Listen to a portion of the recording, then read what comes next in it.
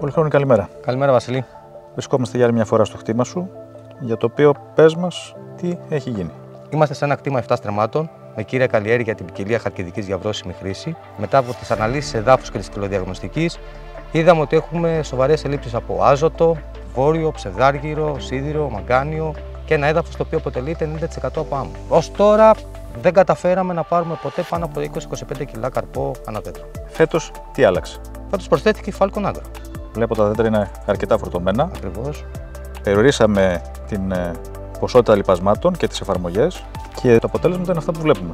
Ναι, έχουμε αντικαταστήσει πολλά σκευάσματα, έχουμε μειώσει την επαφή μας με το χωράφι αρκετά, θέμα θρέψης, πόσες φορές επαναλήψεις θα μπούμε και έχουμε καταφέρει ένα αποτέλεσμα, όπως βλέπεις, με διπλάσια και σχεδόν τριπλάσια παραγωγή του πρωτοθέως. Από κόστος. Πολύ χαμηλότερο. Όχι μόνο σαν αξία των φαρμάκων, τόσο όσο και οι επαναλήψεις που έχουμε έρθει. Εξαιρετικά.